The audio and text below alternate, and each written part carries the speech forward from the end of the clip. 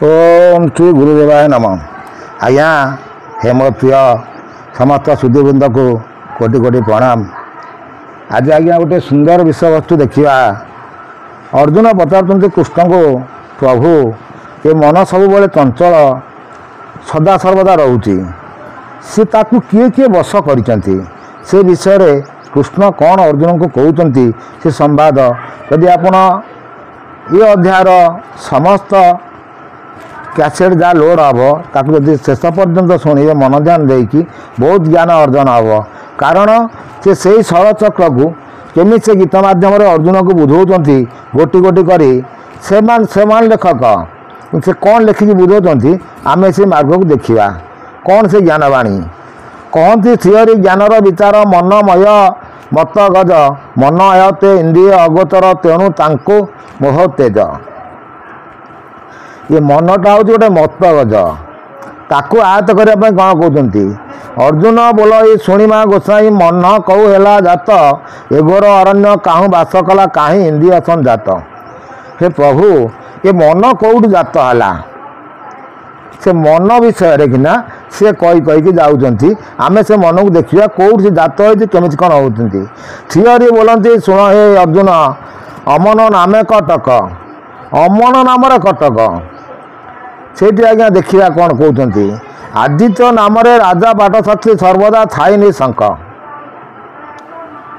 अमन बोली मन सी गोटे तार हूँ कटकर राजा सी सेठी कौन किए राजा होती ना आदित्य नाम राजा पाटशक्ति सर्वदा थाई निशंक आदित्य आदित्य बोलते सूर्य को बोलाऊँच गोटे अर्थर जी आदित्य सूर्य नारायण आ गोटे अर्थर आप आदित्य को देखिए आदिशक्ति तापर से कौन कहते अनेक दिवस पर्यंत पुत्र कलहट नाला महाशून्य जान कलाक राजन तही पुत्र से पाइला। देखो तो आज्ञा से राजा को देले संसार मत को देखिले पुणी शरीर मत को टाणुंट केमी टाणुंट बहुत सुंदर ज्ञान यदि आपण मैंने शेष पर्यंत शुणे बहुत ज्ञान हम से कौन कहते ना अनेक दिवस पर्यंत तार पुत्र कलह नाला सी जो अदिति आदिशक्ति तांकर जो मन सी किछि दिन पर्यंत से होती कटकर राजा तार राजूतर एरिया भी से कहला अमन नामे कटक से कटक कि आम शरीर भितर कि सब देखा अनेक दिवस पर्यंत तार पुत्र कलहट नाला महाशून्य ध्यान कलाक राजन तही पुत्र से पाइला से महाशून्य को ध्यान कला मुझे कही आदिशक्ति जोगमाया महाशून्य को लेकिन संसार सर्जना कर सृष्टि सर्जना कर से विषय सम्यक आलोचना से विषय से कहते किछि दिन पर्यंत तार किछि नथिला महाशून्य दान कलेक राजन तही पुत्र पाइला सुमन नाम ताकू से मन अंधु भेनु चक्षु देला। से आज्ञा देखु से मन अमन को सुमन को नहीं आसिले से तार सुमन नामक पुत्र जात है दुई चक्षु से पाइला दुई तहीर पुत्र पाइला सुमन नाम से ताकू से देला अंध भेनु चक्षु तार अनेक काल से नाम विवाह कला से नृपवर से दिन पर्यटन तार चक्षु नथिला अंध थिला से अंध को से चाखु केमती कौन पाइले से आम देखा बहुत सुंदर विषय वस्तु तार सूत्र से कथा तो आगे बुझाई कहती ताहा सुन धनंजय से जे अभिनत सुनरु बाहर जल बिंब रूप तार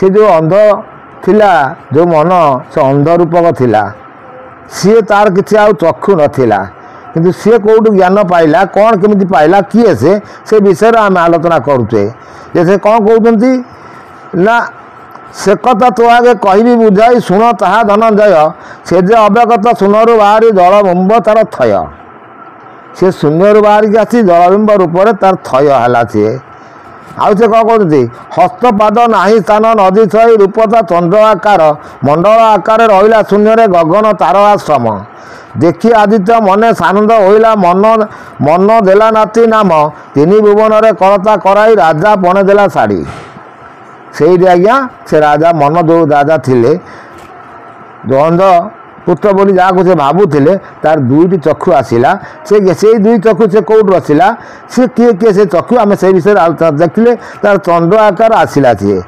ହସ୍ତପାଦ ନାହିଁ ସ୍ଥାନ ନଦୀ ଛଇ ରୂପତା ଚନ୍ଦ୍ର ଆକାର ମଣ୍ଡଳ ଆକାର ରହିଲା ଶୂନ୍ୟରେ ଗଗନ ତାର ଆଶ୍ରମ। ଦେଖି ଆଦିତ୍ୟ ମନେ ସାନନ୍ଦ ହୋଇ ମନ ଦେଲା ନାତି ନାମ। ତିନି ଭୁବନରେ କରତା କରାଇ ରାଜା ପଣ ଦେଲା ଶାଢ଼ୀ। ପୁତ୍ରକୁ ବ୍ରହ୍ମାଣ୍ଡ ସମର୍ପି ରାଜନ ସୁଖେ ଦେଇଦେଲା ବୁଢ଼ୀ। ଅଦେୟ ନଗରେ ଅନନ୍ତ ନୃପତି ତାର ଝିଅ ନବଯୁବା। ଅତି ଗୁଣବତୀ ତାହାଇ ନାମକୁ ମନକୁ ଦେ ହୋଇଛି ବିଭା।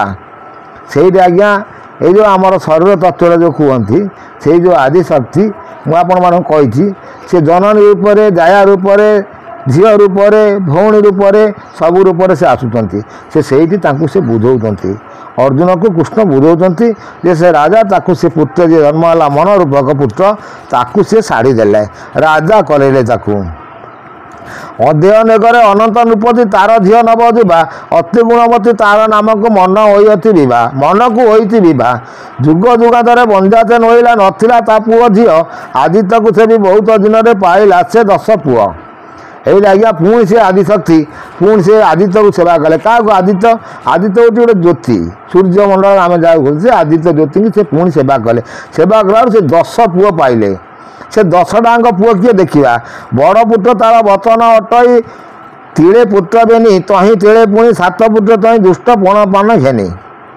ବଡ଼ ପୁତ୍ର ତାର ବଚନ ଅଟଇ ତହିଁ ତଳେ ପୁତ୍ର ବେନି।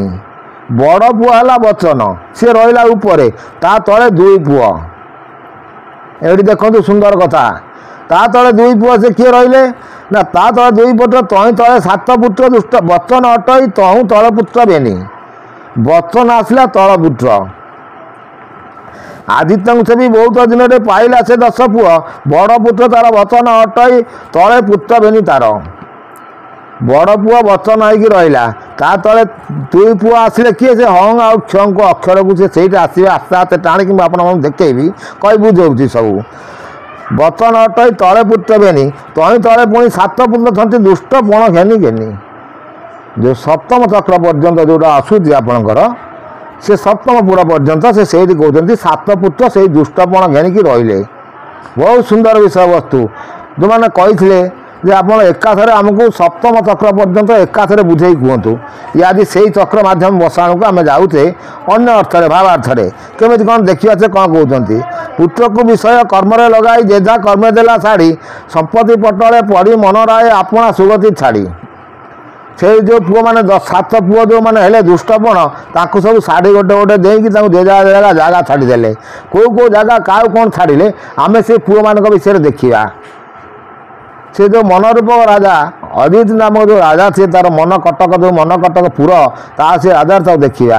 ପଡ଼ି ମନ ରାୟ ଆପଣା ସୁଗତି ଛାଡ଼ି ସେ ଆପଣା ସୁଗତିକି ଛାଡ଼ି ସିଏ ରହିଗଲା ଅଲଗା। ପଞ୍ଚ ପ୍ରକୃତି ସେବା କରୁଥାନ୍ତି ପଞ୍ଚ ଦଳାଇ ସଙ୍ଗରେ। ପଞ୍ଚ ଶବଦ ବାଧ୍ୟତା ବାଜଇ ଗଡ଼ ସିଂହ ଚୂଡ଼ ଦ୍ୱାରେ। ସେ ସେଇଠି କହିଲେ ପଞ୍ଚ ପ୍ରକୃତି ସେବା କରୁଛନ୍ତି ପଞ୍ଚ ଦଳାଇ ସଙ୍ଗରେ। ପଞ୍ଚ ଶବଦ ବାଧ୍ୟତାରା ବାଜଇ ଗଡ଼ ସିଂହ ପୂର୍ବ ଦ୍ୱାରେ। ପୂର୍ବ ଦ୍ୱାରରେ ଗଡ଼ ସିଂହ ଦ୍ୱାର କରିକି ସେ ବସିଲେ। ଷଡ଼ଗଡ଼ରେ 6ଟି ସର୍ଦ୍ଦାର ଅଛନ୍ତି ଗଡ଼ନାୟକ। ଶୁଣ ପାର୍ଥ ତୋତେ ବୁଝାଇ କହୁଛି ଯେମତେ ତାର ସୂଚକ। ଅଭୟ କଟକ ନାମ ତା ତ୍ରିକୁଟ ସେଠାରେ ମନୁରାଜନ। ଗଡ଼ ନାମ ତାର ମଣିନାଗ ବୋଲି ବୋଲନ୍ତି ବେନିକରଣ। ଏଇଠି ଆଜ୍ଞା ଆପଣଙ୍କୁ ଆସିଲା ଅଭୟ କଟକ ଯେଉଁ ଆପଣମାନଙ୍କୁ କହିଲି ସେ ଅଭୟ କଟକକୁ ଆସିଲା। ତାର ରାଜା ହେଲା କିଏ ନା ସିଏ ହେଲା ତ୍ରିକୁଟ ସନ୍ଧିର ମନୁରାଜନ। ଏ ତ୍ରିକୁଟ ସନ୍ଧିକି ପୁଣି ସିଏ ଆସିଗଲେ ଶରୀର ତତ୍ତ୍ୱକୁ। ବ୍ରହ୍ମାଣ୍ଡରେ ଗୋଟେ ତତ୍ତ୍ୱ ବୁଝେଇଲେ ଶରୀରରେ ଗୋଟେ ତତ୍ତ୍ୱ ବୁଝେଇଲେ। ମୁଁ ଆପଣମାନଙ୍କୁ ସୁନ୍ଦର ହିସାବରେ ବୁଝାଉଛି। ଯଦି ଆପଣମାନେ ଘରେ ବସି ଶୁଣିବେ ତାହେଲେ କୌଣସି ଗୁରୁଙ୍କର ପ୍ରୟୋଜନ ନାହିଁ। ଆପଣ ସେଇଠି ସବୁ ଗୁରୁଜ୍ଞାନ ପାଇଯିବେ। ଆଉ ସେ କ'ଣ କହୁଛନ୍ତି ଦେଖିବା। ଗଡ଼ ନାମ ତାର ମଣିନାଗ ବୋଲି ଲେଖନ୍ତି ବେନିକରଣ। ତ୍ରିବେଣୀ ତୀରରେ ସେଇ କଟକର 12 ଯୋଜନ ଦୀର୍ଘ। ପ୍ରତି 4 ଜଣ ବେନି ଧାର ହୋଇ ବସିଛନ୍ତି ଘର ବର୍ଗ। এইটা আজ্ঞা দেখুন ত্রিবেণী তীরে তার যে সে কৌছি যোজন 12 যোজন সে দীর্ঘ 12 যোজন কোণ আজ্ঞা শরীরে আসিপার না আজ্ঞা সে 12 আঙ্গুଳି যাচ্ছি 12 আসুচি 12 যেটা আপনার বুঝেছি সে হিসাবে তাকে কৌঁচ প্রতি 4 জন বেনিধার হয়ে বসিছেন ঘর বর্গ সেই পাটনার শিখরে রাজন বসা হয়েছি গোলা হাট এই যে 12 জনরু 4 জন করি সে তার গোলা হাট করে বসাইছি গোলা হাট আসছেন হাটকু 4 দ্বার লোক আসতে বিকা কুণা সেউ পেণ্ঠ 14 ভুবন হাট আয়তন জানি বাল বন্ধ বাট କିନ୍ତୁ ସବୁଯାକ ଲୋକ ସେଇ ହାଟ ପାଟଣା ଯାହାକୁ ସଂସାରର ହାଟକୁ ସେ ଗୋଲା ହାଟ କରିଛନ୍ତି, ଶରୀରରେ ଗୋଲା ହାଟ ଅଲଗା କରି ରଖିଛନ୍ତି। ହାଟ ବାଟ କରି ପସରା ମେଲାନ୍ତି ଘେନନ୍ତି ଯେ ଯାହା ମନ, ଧର୍ମ ଅର୍ଥ କାମ ମୋକ୍ଷ ଚାରିଭୋଗ ଯାଉଅଛି ଜଇଁ ଧାମ। ବଢ଼ିଆ ଜିନିଷ ସେ କହୁଛନ୍ତି ଆଜ୍ଞା, ଯଦି ଆପଣମାନେ ମନ ଧ୍ୟାନ ଦେଇ ଶୁଣିବେ ବହୁତ ସୁନ୍ଦର ବିଷୟ ଦେଖିବେ। ଆଉ ସେ କ'ଣ କହୁଛନ୍ତି, ସେଠାରେ ପଇସା ଚୌବନ ନାମେ ହେତୁ ମଣ୍ଡପେର ହୋଇ ହରିଦାସ ଯେଉଁ କଟୁଆଳ ତଇଁ ହାଟିଆ ଦାଣ୍ଡ ବୁଲାଇ। ବହୁତ ସୁନ୍ଦର ବୁଦ୍ଧି। ସୁବୁଦ୍ଧିକରଣ ଲେଖାଇ ହାଟରେ ଭଲ ମନ୍ଦ ଜଇଁ ତଇଁ ସେଇ ଅନନ୍ତର ମୂଳ ଗଡ଼ ଦ୍ୱାରେ ଚାରିଟି ଧନ ଧରୁ ଧର। ସେଇଠି ଆଜ୍ଞା ପୁଣି ଗୋଲା ହାଟ କରି ମନ ଜଇଁ କରିକି ଏଠୁ ଅନନ୍ତରେ ମୂଳ ଗଡ଼ ଦ୍ୱାରେ 4 ସହସ୍ର ଧନୁ ଧର। ସେ ଆସିଗଲେ ପୁଣି ମୂଳାଧାର ଚକ୍ରକୁ। ଅର୍ଜୁନକୁ ବୁଝାଉଛନ୍ତି ସେଇଠି, ପୁଣି ସେ ଫେରାଉଛନ୍ତି କେମିତି ଦେଖନ୍ତୁ। ସେ ଗୋଲା ହାଟ ବସାଇ ଉପରେ ବସାଇ ଦେଲେ, 4 ଦ୍ୱାରକୁ ଆସିଲେ। ସେ କ'ଣ କହୁଛନ୍ତି, 400 ବାଣୁଆ ଆବରେ ଅଛନ୍ତି 4 ସହସ୍ର ଫରିକାର, ଗଣନାୟକ ବିଘ୍ନରାଜ ଅଟଇ ବକ୍ରି ତୁଣ୍ଡ ନାମେ ଦେବି। এইটি আজ্ঞা মূলাধার চক্রକୁ আসলে ମୁଁ ଆପଣମାନଙ୍କୁ ସବୁ ବୁଝେଇଛି। ଯାହାର ଗଣନାୟକ ହେଉଛି ଆଦିପତି ଦେବତା ଆମର ଗଣେଶ, ଆଉ ତାଙ୍କର ବକ୍ରତୁଣ୍ଡ ନାମ ଶକ୍ତି ସେ ରହିଲେ ସେଠି। ସେ ତାଙ୍କୁ ବୁଝାଉଛନ୍ତି କ'ଣ କରୁଛନ୍ତି, 4 ଯୋଜନ ସେ ବିସ୍ତାର ଅଟଇ 4 ଦିଗ ଲୋକ ସେ ବି ରଥ ନାମ ତାର ମୂଷିକ ଅଟଇ ପୂଜନ ପ୍ରାଣଲିଙ୍ଗକୁ। ସେ ସେଇ ପ୍ରାଣଲିଙ୍ଗକୁ ପୂଜା କରୁଛି ସେଇଠି ଗଣେଶ, ତାର ରଥର ନାମ ହେଉଛି ମୂଷିକ। ଭଲ ସୁନ୍ଦର ବିଷୟବସ୍ତୁ ଅକ୍ଷର ତ ମୁଁ ଆପଣମାନଙ୍କୁ ସବୁ କହି ଆସିଛି, ବସାଇ ଆସିଛି। ଆପଣମାନେ ମୋର ଦେଖିନେବେ ମୂଳାଧାର ଚକ୍ରରେ ସବୁ ପାଇପାରିବେ। ଆଉ ସେ କ'ଣ କହୁଛନ୍ତି, ତାପରେ ସେ କିଏ ରଖୁଛନ୍ତି, ଆରଗଡ଼ ଅର୍ଥ ବୁଝାଇ କହୁଛି ମନ ଦେଇ ଚୈତନ୍ୟକୁ। ଆରଗଡ଼ ଅର୍ଥ ବୁଝାଇ କହୁଛି ମନ ଦେଇଥିବୁ ଚୈତନ୍ୟକୁ। ଦେଖନ୍ତୁ ସୁନ୍ଦର ବିଷୟ। ଛଡ଼ ଯୋଜନ ଦ୍ୱିତୀୟ ତଡ଼ ରାଜା ନାମତା ଇନ୍ଦ୍ର ଦେବତା, ଷଡ଼ ଷଷ୍ଠ ବାଣୁ ଆଙ୍କ ସଙ୍ଗେ ସହ 660 ବେତା। ସେଠି ଆଜ୍ଞା ଷଡ଼ ଚକ୍ରକୁ ପଳେଇ ଆସିଲେ କେଉଁଠିକି ନା ଲିଙ୍ଗ ଚକ୍ରକୁ। ସେଠି କହୁଛନ୍ତି ହିନ୍ଦୀ ତାର ଦେବତା। କିଏ କିଏ ଦେବତା କ'ଣ ସେ କହୁଛନ୍ତି, ଷଡ଼ ସହସ୍ର ବାଣଙ୍କ ସଙ୍ଗରେ 600 ରଥିର ଚେତା, 6 ସହସ୍ର ପଡ଼ିକାର ଆବରି ଅଛନ୍ତି ତାହାକୁ ଜଗି। ଗଡ଼ନାୟକ ନାମ ସେ ମହାରଥୀ ବ୍ରହ୍ମା ଶିବେ ଦେଖି ଭାଙ୍ଗି। ତାର ଗଡ଼ନାୟକର ଯେଉଁ ଆଜି ଶକ୍ତି ଯିଏ ରହିଲେ ତାକୁ ବ୍ରହ୍ମା ଶିବ ବି ଦେଖି ଭାଙ୍ଗି ପଡ଼ିଲେ। ସେ ତା ରଥର ନାମ କ'ଣ ଦେଇଛନ୍ତି ସେ ବିଷୟରେ ଆମେ ସୁନ୍ଦର ହିସାବରେ ଆଲୋଚନା କରିବାକୁ ଯାଉଛେ। ତାର ଦେଖନ୍ତି ଡାହୁକ ଅଟଇ ଦେବୀ ତା ନାମ ତା ଅଟୟ କାମାକ୍ଷୀ। ଅଜ୍ଞାନ ଲିଙ୍ଗକୁ ପୂଜା କରୁଛନ୍ତି କହିବା ଶୁଣ ବି ବସିଛି। ସେଇଠି ଆଜ୍ଞା ସେ କରିଦେଲେ ଅଜ୍ଞାନ ଲିଙ୍ଗକୁ ପୂଜା କରୁଛନ୍ତି। ସେ ସେଇଠି ଆଜ୍ଞା ମୂଳାଧାର ଚକ୍ର ପରେ ଆପଣଙ୍କର ଆସିଲେ କେଉଁଟା ଲିଙ୍ଗ ଚକ୍ରକୁ ସେ ଚାଲି ଆସିଲେ। ସେଠି କାମାକ୍ଷା ଦେବୀ ରହିଲେ, ତାର ଆଦିପତି ଦେବତା ତାଙ୍କୁ କ'ଣ କହୁଛନ୍ତି, ଷଡ଼ ଯୋଜନାରେ ଯେମାଡ଼ି ବସିଛି ସୀମା ଦୀର୍ଘ ତାର ପତି ସରି, ଷଟପୁଣ ତାର ଗଡ଼ଇ ବାନ୍ଧିଛି ତା ନାମ ବ୍ରହ୍ମକ ପାଳି। ସେ ସେଇଠି କାମେଶ୍ୱର ଦେବତାଙ୍କୁ ପୂଜା କରୁଛନ୍ତି ଲିଙ୍ଗ ଚକ୍ରକୁ। ସେ ପୁଣି କ'ଣ କହୁଛନ୍ତି ନା ତାପରେ କେଉଁ ଚକ୍ର ରହୁଛି ସେ କହୁଛନ୍ତି 10 ସହସ୍ର ଧନୁଧର ଅଛନ୍ତି 10 ସହସ୍ର ବାଣୁଆ, 10 ସହସ୍ର ଫଡ଼ିକାର ଅଛନ୍ତି ସମାନ ସବୁରି ହିଆ। ଗଡ଼ନାୟକ ବ୍ରହ୍ମା ନାମେ ବିଜିତ ଦେବୀ ତାହାର ନାମ ସାବିତ୍ରୀ, ସମାନ ଲିଙ୍ଗକୁ ପୂଜା କରୁଛନ୍ତି 10 ଗୁଣ ସୀମାପତି। ସୁନ୍ଦର ବିଷୟବସ୍ତୁ ଆପଣମାନେ ଯଦି ଧୀର ମନ ଦେଇ ଶୁଣିବେ ମୁଁ ଆପଣମାନଙ୍କୁ କହି ଆସିଛି। ଯେଉଁ ନାଭି ଚକ୍ରରେ ସେ ବସାଇଛନ୍ତି ବ୍ରହ୍ମା ସାବିତ୍ରୀ। ବ୍ରହ୍ମା ସାବିତ୍ରୀ ସେ କାହାକୁ ପୂଜା କରୁଛନ୍ତି ନା ସମାନ ଲିଙ୍ଗକୁ ବା ସମାନ ପ୍ରାଣକୁ। ଆପାନ ବାନ ଯେଉଁ ପ୍ରାଣ ପାଞ୍ଚ ପ୍ରାଣ ଆପଣମାନଙ୍କୁ କହିଛି ସେ ପ୍ରାଣ ଭିତରେ ସେ ପୂଜା କରିବାକୁ ସେ କହୁଛନ୍ତି ସେ ବିଷୟରେ। ରଥ ନାମ ତାର ହଂସରେ ଅଟଇ ନେଇ ଗମଇ 3 ପୁରକୁ, ଆରଗଡ଼ କଥା କହିବା ଅର୍ଜୁନ ଦେଖିବୁ ମୋ ସ୍ୱରୂପକୁ। এইটি আজ্ঞা সে নাভিচক্র পর্যন্ত আনিকি অর্জুনকে কৌଛନ୍ତି আরগড় কথা বুঝাই কহবি দেখিবু ମୋ ସ୍ୱରୂପକୁ। 10 ଯୋଜନ ଉପରେ ଗଡ଼େ ସେ ନେଇ ଥୋଇଲା ମନୁରାଜନ। ସେ ମନୁରୂପକ ଯେଉଁ ରାଜନ ସେ 10ଟା ଯୋଜନ ଉପରେ 10 ଯୋଜନ ବୋଲନ୍ତି ନାହିଁ, ସେ 10ଟି ଅକ୍ଷରକୁ ନେଇ ଥୋଇଲା। କ'ଣ ସେ 10 ଅକ୍ଷର ତ ମୁଁ ଆପଣମାନଙ୍କୁ ସବୁ ବୁଝେଇ କହିଛି, ହୃଦୟ ଚକ୍ର ଦେଖିନେବେ ସୁନ୍ଦର ହିସାବରେ ବୁଝାଇଛି। ସେଗଡ଼ ନାମରେ ବିଷ୍ଣୁପୁର ପାଟଣା କହିବା ତତ୍ତ୍ୱ ଆଖ୍ୟାନ, 12 ସହସ୍ର ଧନୁ ଧରି ଉବା 12 ସହସ୍ର ବା ନୂଆ। 12 ସହସ୍ର ପରି 12 ଅଛି ଦେଖିଲେ କମ୍ପଇ ହିଆ। ବହୁତ ସୁନ୍ଦର ବିଷୟବସ୍ତୁ। ସେଠି 12 ଦଳରେ ସେ ବସେଇଲେ 12 ଅକ୍ଷର। ତେଣୁ ସେ 12 ଅକ୍ଷର ବିଷୟରେ ପୁଣି ଆପଣମାନଙ୍କୁ ନେକ୍ସଟ ଅଧ୍ୟାୟରେ ପୁଣି ବସେଇ କହିଦେବା, କଣ୍ଠ ଚକ୍ରରୁ ଲଲାଟ ଚକ୍ର ପର୍ଯ୍ୟନ୍ତ।